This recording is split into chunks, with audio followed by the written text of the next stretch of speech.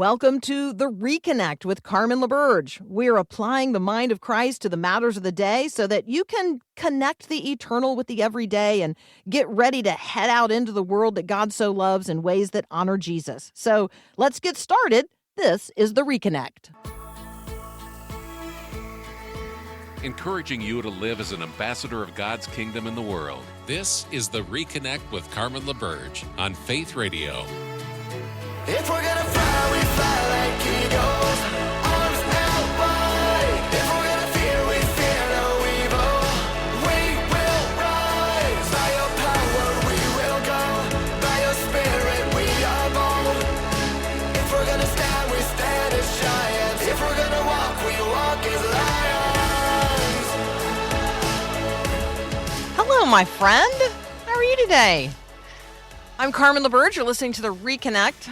Someone asked yesterday when war began, and I asked a clarifying question. Which war? War. All war, she said.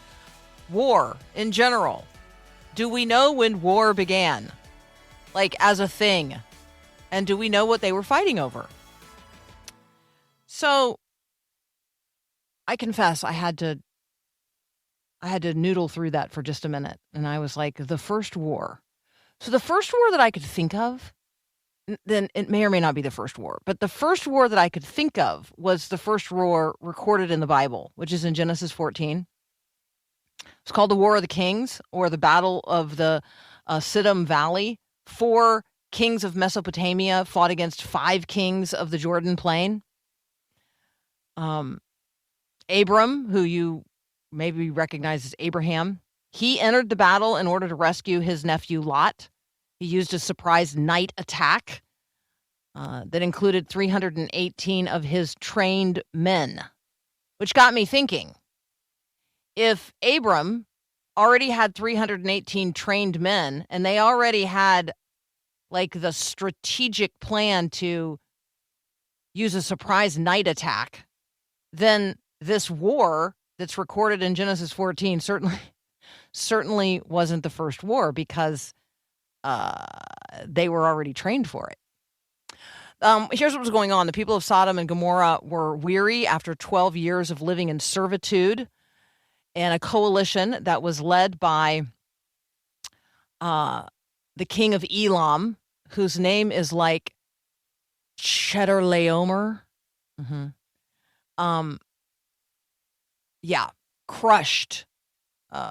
Crushed the uprising. And the reason it's recorded in the Bible is because Abram got drawn into the war after hearing that his nephew Lot had been taken captive during the looting of Sodom. Like, he'd get carried off as, war prize. And Abram divided his forces, which means that he didn't actually use all of the trained fighting men that he had. They attacked at night, and they successfully retrieved all of the captured people and all of the goods and returned with the blessing of the king of Salem, Melchizedek. So it couldn't have been the first war. Not really. Because, again, Abram already had trained men. The only reason that you'd have a standing army, so to speak, is that you'd either already been to war, or you'd heard about the reality of war and you thought one might be coming your way. And so then it occurred to me that the first war wasn't even really on Earth at all. It wasn't even among human beings. The first war, actually accounted for in the Bible, or recorded in the Bible, took place in the courts of heaven. It was a rebellion led by an angel named Lucifer. He wanted to be equal with God, and his pride not only led to his downfall, but the downfall of other angels who, he convinced to collude with him. The destruction of so many others have come in the wake of that war in heaven. It's all described in Revelation chapter 12, if you want to read about it. And during the war in heaven, the archangel Michael and his angels fight against the dragon, Satan, and his angels. And so war has been a reality for a long time.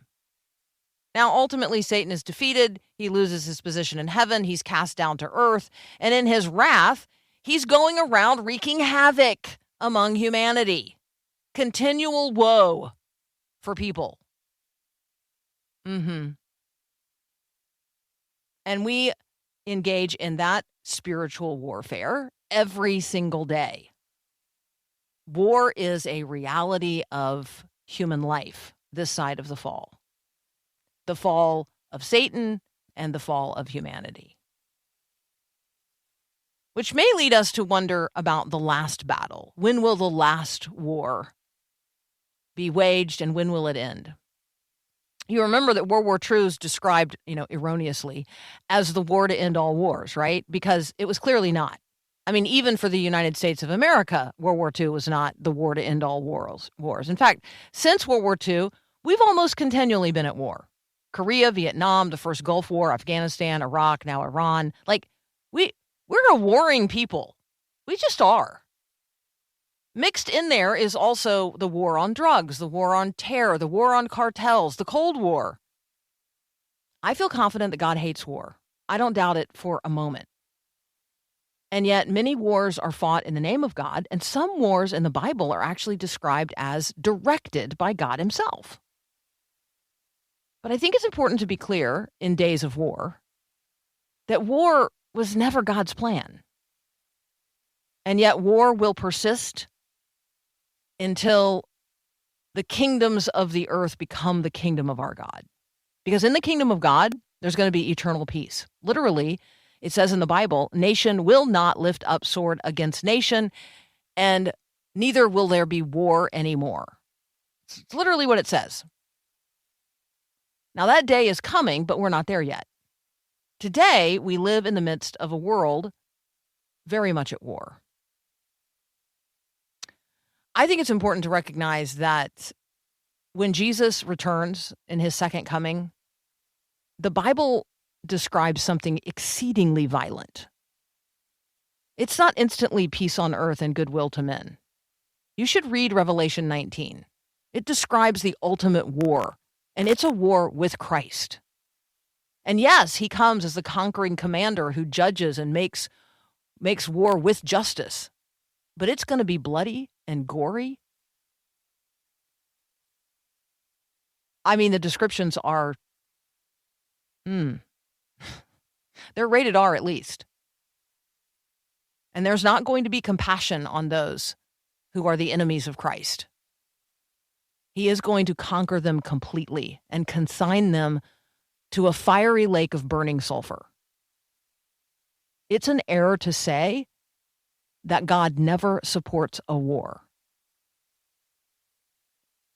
In a world that's filled with evil and people who do evil, sometimes war is necessary to prevent even greater evil. War is a terrible thing. Some wars are more just than other wars, but war is always the result of sin. And at the same time, there are times for it. Think of Ecclesiastes 3:8. There is a time to love and a time to hate, a time for war and a time for peace.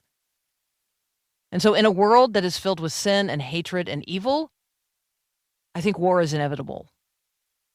Christians should not desire war, but neither should we oppose what God is working out in the context of human history and those he has placed in authority over men. So, what do we do in the context of war? Well, we pray for godly wisdom for our leaders. We pray for the safety of our military personnel. We pray for a quick resolution. We pray for peace. We pray for a minimum of casualties among civilians on all sides. And you may wonder why we have not yet opened our Growing Your Faith verse of the day. Well, because it's a little counterintuitive to what we've just been talking about. So where in the Word are you today? We want to let God speak to us through that which he's already spoken, his living and eternal word.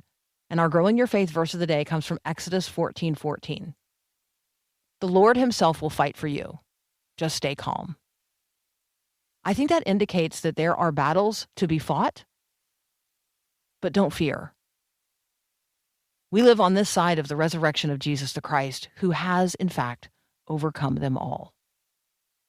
Our friend Nick Pitts is going to join us next. You're listening to The Reconnect.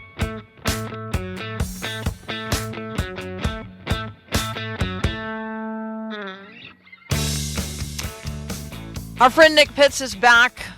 I'm pretty sure he's not old enough to remember anything about the Apollo missions to the moon. I am just barely old enough, and I don't remember it, but I was alive when it happened. Nick, welcome back to The Reconnect. Welcome to Tuesday, Carmen. Great to be with you. And I just want you to know, are we talking about the movie Apollo 13? Tom Hanks, when Tom Hanks went to the moon? Bill Paxton? Incredible. Incredible. Houston may have a problem, but Dallas doesn't. And so we're great to be with you. That's so good. What do you think? I mean, are you as like jazzed as everybody else? I mean, they're on their way home. That's awesome. Yeah, I know that there is a subset of people that are absolutely astounded by what we're saying, and to a certain degrees that I am one of them. But I will also admit I have been numbed to a large degree because some of the pictures are just so astounding, and it's just so much to fathom that it's just hard for me to wrap my mind around. So it kind of falls a little bit softly on me. But then I will say, though, when I was doing a little bit of digging in on this, that just the sheer length that they went, how far away from the Earth that they went, 252,756 miles. That's what really just kind of boggles my mind. Not necessarily the pictures that were taken, but the travel that they endured. The New York Times makes a comparison this morning in some of their work, and they were talking about how if you took one dog on a brisk 3 mile per hour walk, you need to walk for more than 84,000 hours to get there, and that translates to nearly 10 continuous years. And then, so if we think about, man, I'm just not fast. That's a 20-minute per mile walk. I'm thinking, well, then we always hear about the speed of sound. It's just so quick how fast sound travels. Well, even if the dog let out a celebratory bark when he got to the other side, it would still have to take 14 days to get to the Earth. That's how far away they are. That's the part that kind of astounds me. Not necessarily the pictures that we're seeing, because I'm so used to seeing the globe, but really just the sheer magnitude of the distance traveled. Okay, so what's the furthest you've ever been from home? Oh, gosh. I don't China, maybe? You've been to China?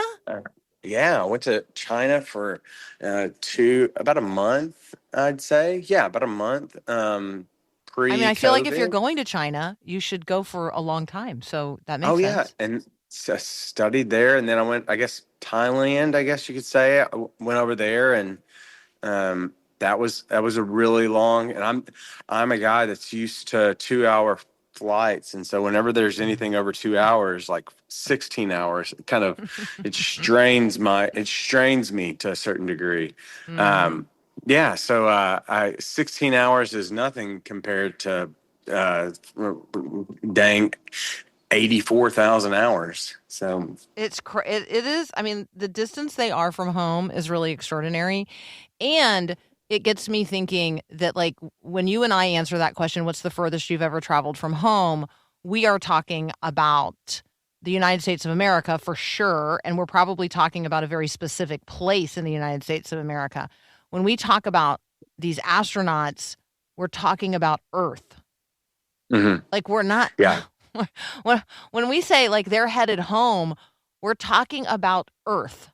I don't know. I just think there's a perspective conversation that could be had today among people, which, like, okay, Earth is, like, this is where we live, all of us. No matter what language we speak, no matter what color our skin is, no matter our heritage, like, Earth is our home.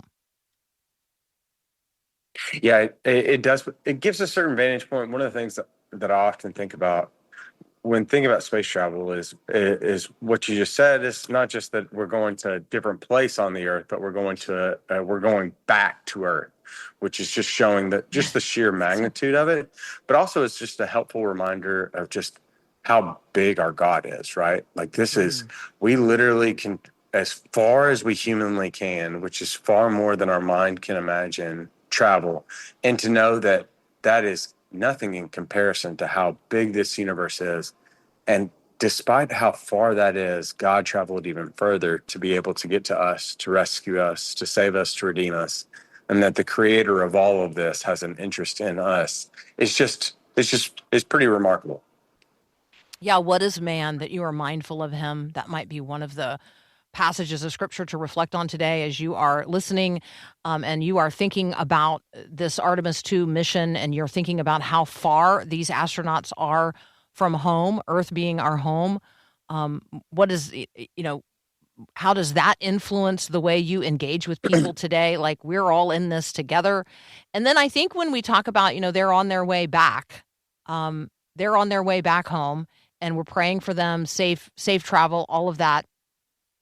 I do think it opens the opportunity for us to have conversations with people about the return ultimately of Christ. Like, he's coming back. He's coming back to Earth. We don't really know the distance that he travels to do that. It's really hard to imagine how far it is from here to, where he is right now, seated at the right hand of the Father.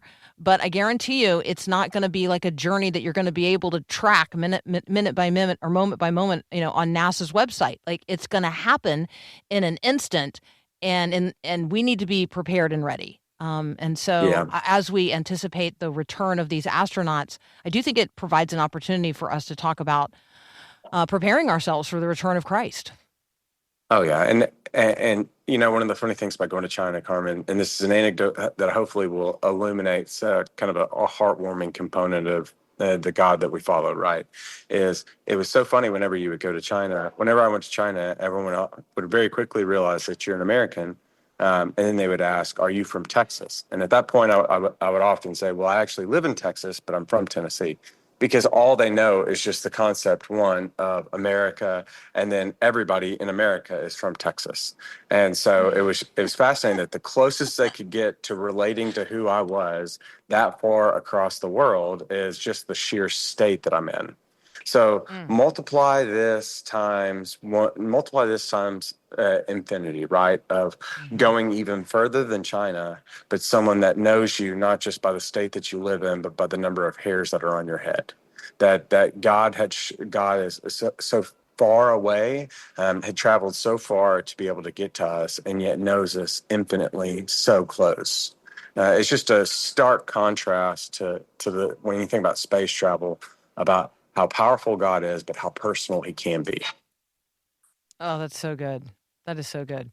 All right, let's take a very brief break. When we come back, we're going to jump topics here with Nick Pitts because a final charge has been dismissed against David Daleiden. You may say to yourself, wow, that name is a blast from the past. Yeah, he is the guy who exposed Planned Parenthood's sale of baby body parts. And he has literally been in legal battle for a decade. So we're going to talk about that next. You're listening to The Reconnect. All right, so you've got a pack of cards. You've heard of a pack of wolves. Maybe you have a backpack. You got a lot of packs in your life. But have you ever gotten a Faith Radio welcome pack? I mean, you might be brand new to Faith Radio, or you might just be new-ish, but either way, if you've never gotten a welcome pack, we'd like to welcome you. So text the word welcome to 877-933-2484 or visit myfaithradio.com and request your very own welcome pack today.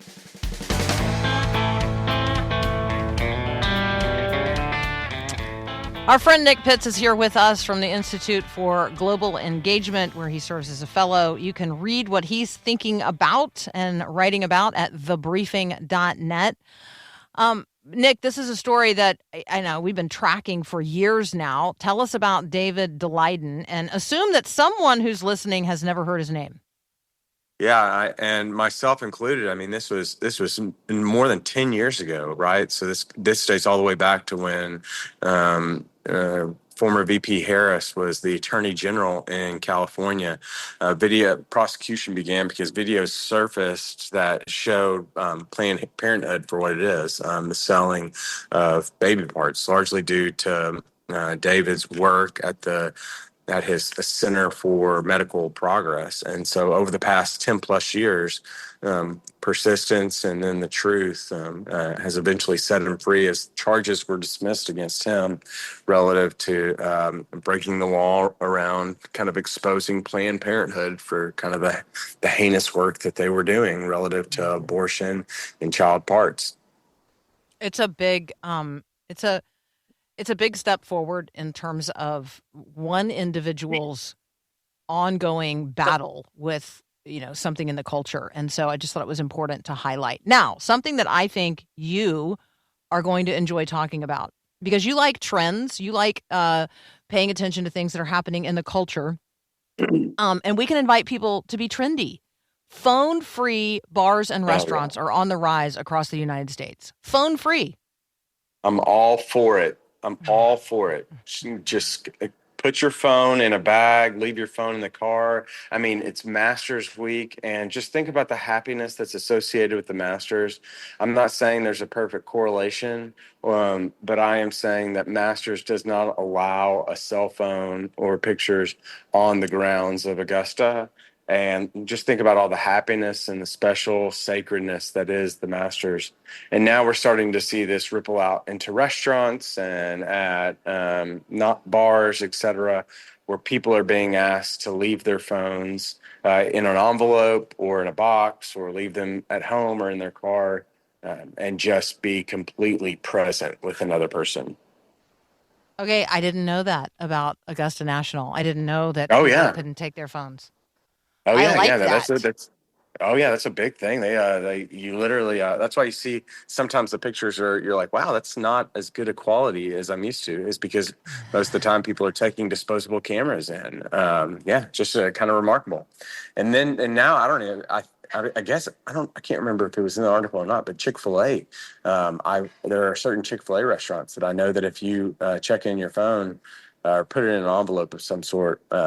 You're making an agreement not to use your phone, you can get a free ice cream. And so, yeah, for ice cream. Really? Yep. Free ice Which I'm, cream which I'm for all for because phone. again, I'm captivated by the I'm idea that Googling. yes, so here I'll fill while you Google. I am No, you're captivated. right. Chick-fil-A is giving away free ice cream to diners who put away their phones. Look at that. I'm Carmen, there's something here, and I'm not saying phones are bad. I believe it to be true that the rhythms of life that God established in the beginning, there's certain boundaries that He set place. Right? There's nothing wrong with the ocean, but when the ocean traverses the boundary that's known as the land, we get flooding, and that's not a good thing. When the birds start to swim in the water, that's not a good thing for them, and they're traversing the boundaries that God placed there. When fish start to get out of the water for a long time, they're traversing the boundary. That's not a good thing. When they're kept within their boundaries, it can be a good, beneficial, great thing. Like right now, I'm using my phone right now to be able to connect with you, to be able to hopefully utilize a platform to speak about the goodness and the glories of God. But when phones extend outside of those boundaries, it can just be so unhelpful and hinder. One, from what we know from research out of the University of Pittsburgh, the idea that it hinders connectivity between two people. Two, what we know from other research out of Rochester is the idea that phones hinder our cognitive ability, so that we don't think as clearly and we don't think as well with just even seeing the mere presence of a phone. There's something very good and beneficial about a phone, but there can also be something very detrimental. And the more that we can just establish boundaries around that, the more I think we get the goodness of both the phone and both life without a phone. I'm gonna see if my local Chick-fil-A is in on this. See, The ice cream cone is captivated Carmen's I thinking. was just saying that, now I'm checking around. So And this be trendy. I think that as you're listening right now, there's a trend out there, phone-free dining. So in your own community, find a restaurant that's participating in this, and this is an opportunity for us to be trendy. I rarely encourage people to go join a trend, but this is a good one. I am of the mind that I would prefer I would prefer the change happen bottom up rather than top down, i.e., I would prefer the change happen through these trends, through these social mores that are established, rather than regulations be put into place that would limit phones. I think so. Let's continue to accelerate and to blow fresh wind into the trend of make the phone know its limits, and then at the end of the day, realizing that you're not just being a trend, you're also gaining life by realizing that there's an opportunity to experience the joys of other people, free from phone and distraction there. Yeah. For those of you that are texting in, yes, there is already a phone-free school movement. Oh, yeah. And that's a thing. And then, yes, I am seeing those of you who are suggesting that we need to have churches become phone-free. Oh, yes. Put the phone on Do Not Disturb. The Leave only it in the reason why car. the only reason why. So here's where this is my caveat that I was going to do, and I wish my church would modify it. So if any of my church leaders are listening, know that this is my 2 cents. Because you drop off kids in their Sunday school class, they alert you if your kids aren't if need help or something along those lines by a text message on your phone.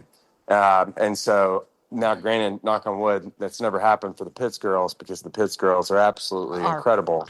Perfect, yes. And they have the generational curse of sin has skipped them. They are not sons and daughters of disobedience and children of wrath. But nevertheless, that's beside the point.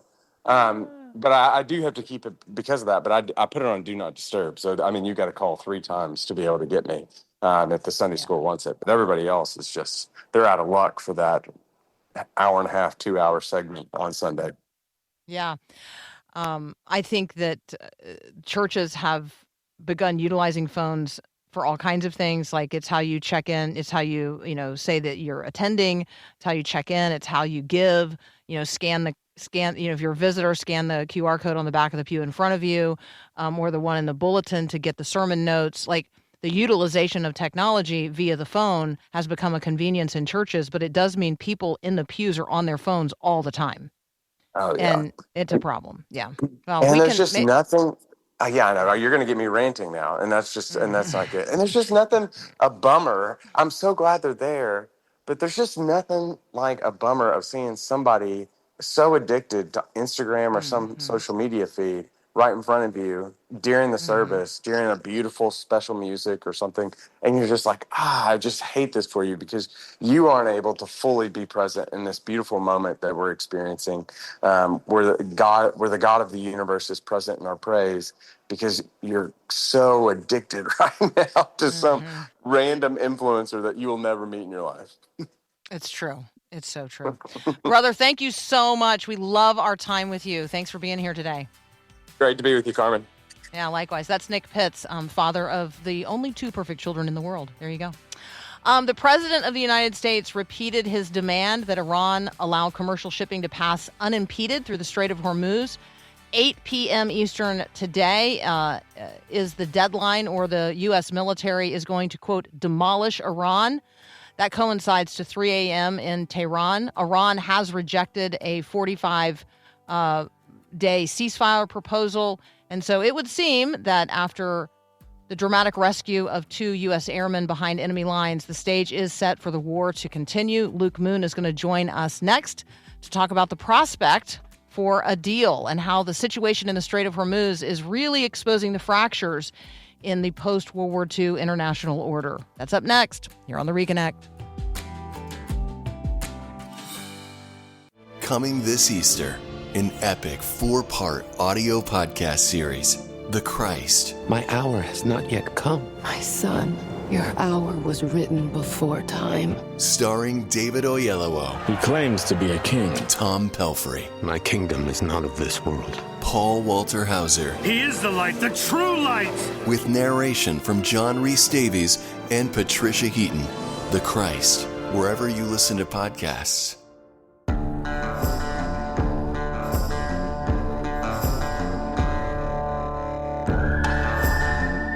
Our friend Luke Moon is back with us today from Generation Zion and Two Hammers.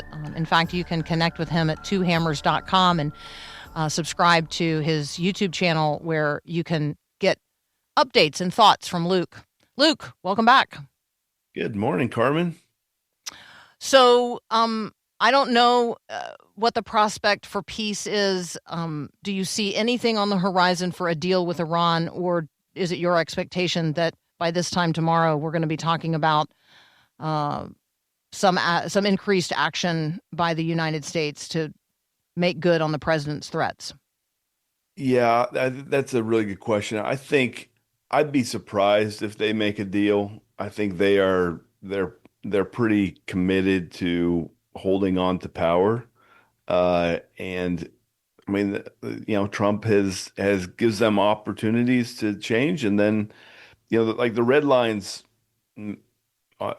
matter a lot. And I think one of the things we can certainly see that Trump has done is to keep his word. And so, if he says you don't have a deal by 8 p.m.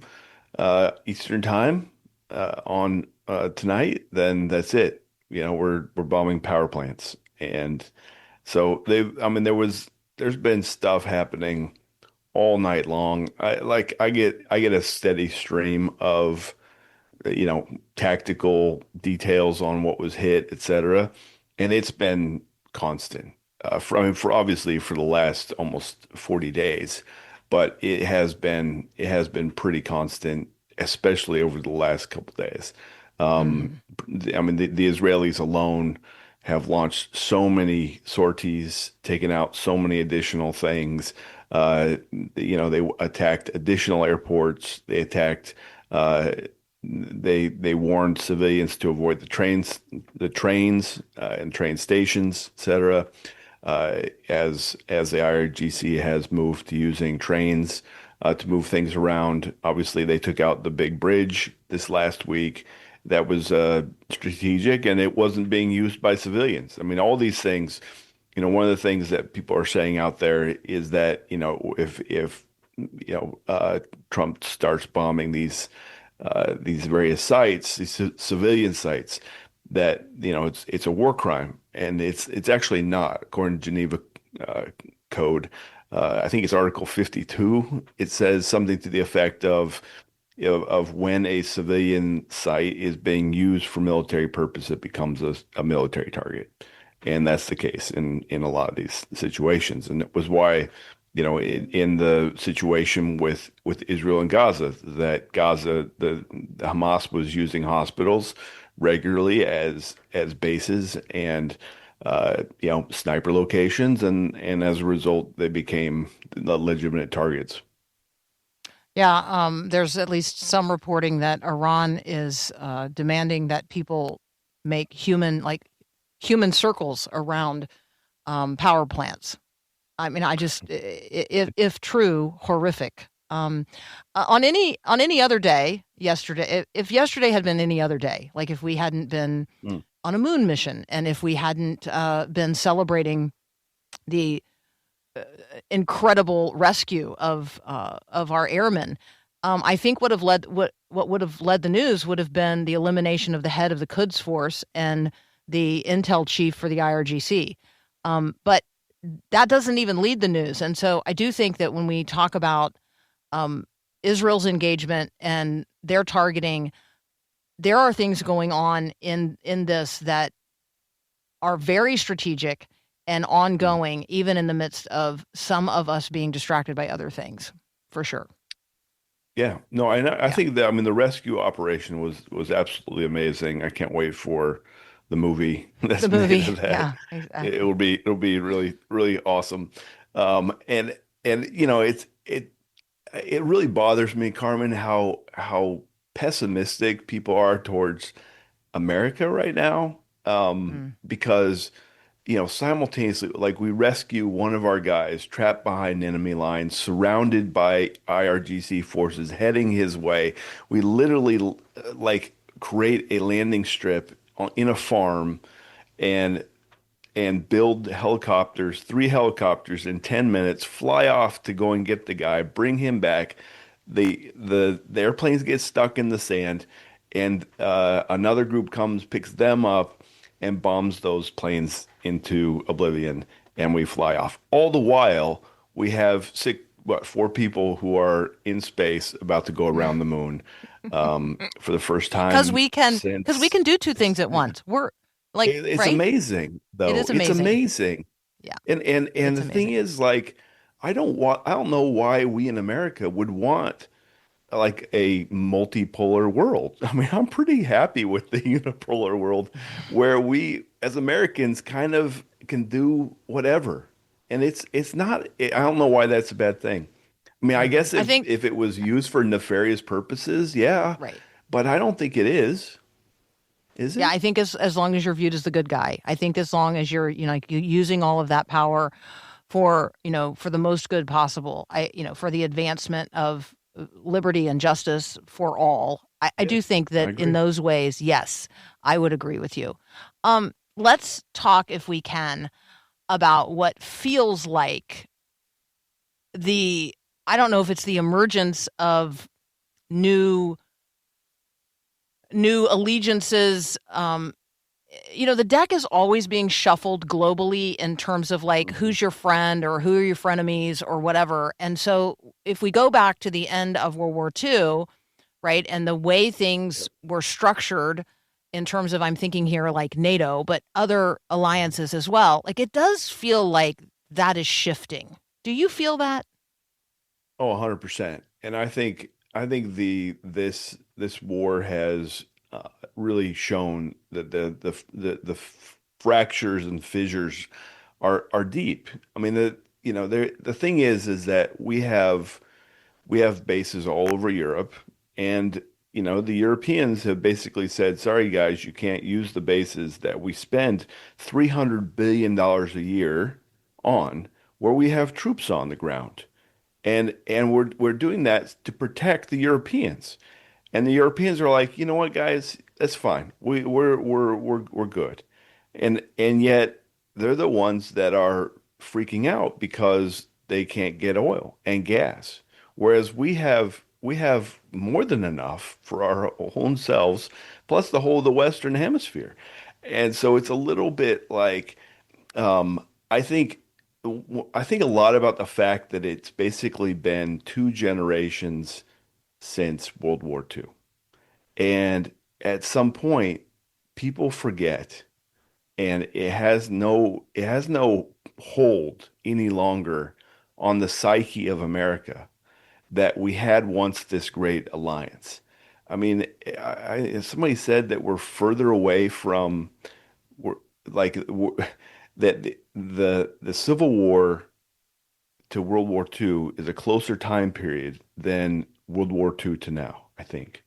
Mm. And that's just kind of crazy and amazing to think about. And the fact that we have these kind of infrastructures in place that were there, that satisfied the world for a long, long time.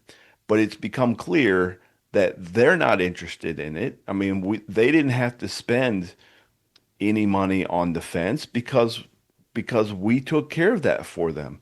And so they could do the green projects they wanted to do. They could have the healthcare systems and the welfare program systems and all the things that they wanted to do because they didn't have to spend the money on the military. And now they can't do anything. They one American carrier group has more firepower than like some European countries come altogether. And so you got to wonder at some point, um, there's a little bit of the America First doctrine here that goes, listen, guys, you gotta take care of your own a bit. You get like, Hmm. France, you gotta think about being France first because we're not into this anymore. And we're not Hmm. into this relationship because it feels very one way. Like we're Yeah. here for you, you're not here for us. And France, we can't even fly over France right now.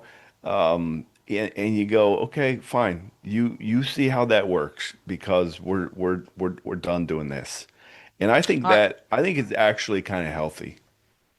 Yeah, we're going to continue this conversation with Luke Moon here in just a moment. Love your feedback or your input. Text lines open 877-933-2484 as we seek to apply all of this to our faith and consider the mind of Christ.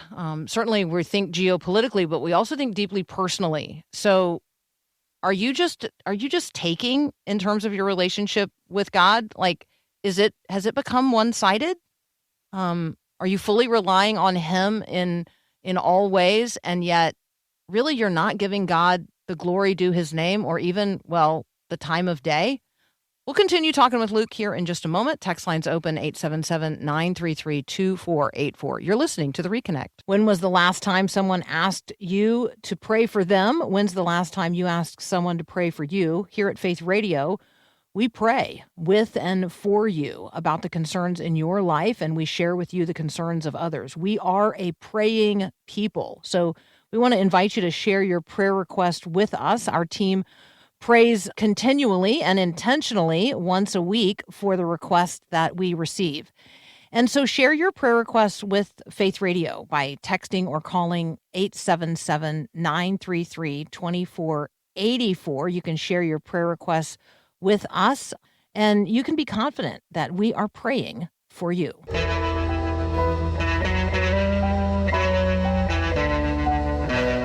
Cynthia's on the text line, and she says, wow, Luke is doing an awesome job of explaining things that we don't hear anywhere else. We are thankful for him. We certainly are. Our friend Luke Moon is here from Generation Zion. You can check in with him at the number 2 and the word hammers.com. Luke, you might just give a shout out to Cynthia, because obviously she's a big fan. Thank you. Thank you, Cynthia. Mm-hmm. So, Luke, when you think about our relationships as the United States of America with people and nations around the world, what comes to the fore in terms of like, okay, we need peace here, or we need peace with these people going forward? Like, do you see what I'm saying? Like, do you see alliances emerging that you're like kind of excited about? I'll tell you what the plan is. Really, this whole thing is about is so the strengthening the Western Hemisphere. Is this when you're going to tell me again it's all about China? Yeah, kind of.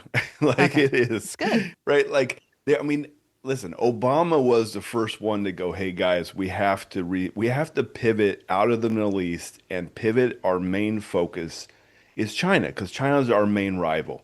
And if we don't start, like, there's some straits in Eastern Asia that are as strategic to global trade as the Strait of Hormuz, particularly around Singapore and around the Philippines, and there's Taiwan, obviously, and Korea and Japan, etc.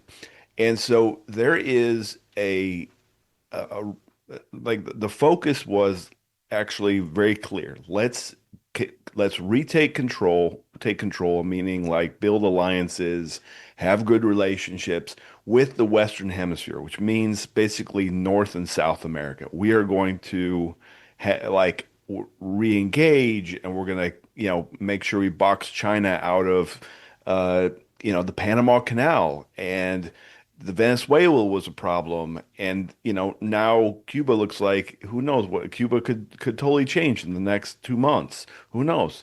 So you have these very, like, the Western Hemisphere seems to be on track. There's elections in Chile that went really well. Milei in Argentina is doing a great job. Bukele is amazing. These leaders are doing great stuff, and it looks like it's on track to play out in a very positive direction. And then you have the kind of the European / Middle East, which is a hot mess right now. And then you have, the China bloc, which is, around China. So we have good relations now with Japan. Japan's really, I think, trying to, figure itself out. Korea's in a strong position.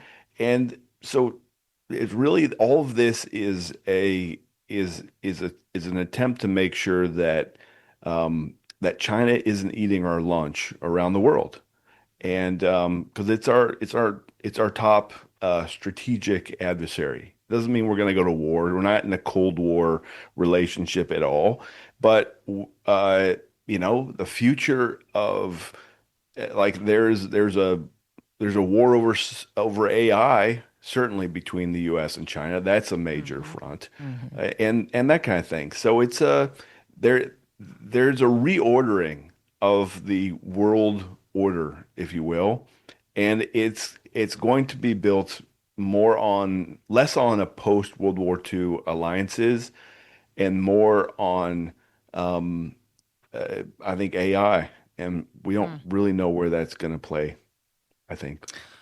Yeah, when we talk about worldview, I mean, obviously, you and I have had the conversation, and we've done so publicly here on the Reconnect. There is a worldview contest, a showdown going on in the Middle East, but there's also a worldview competition in terms of Western ideals, which are Judeo-Christian, and the ideas that the regime in China would like to see foisted upon the rest of the world. And so when we talk about worldview, we really are talking about very deep and significant differences in understanding even what a person is, and who people are, and what God's will is for individuals and not just collectives. And so I think that all of that is just a helpful reminder that when we talk about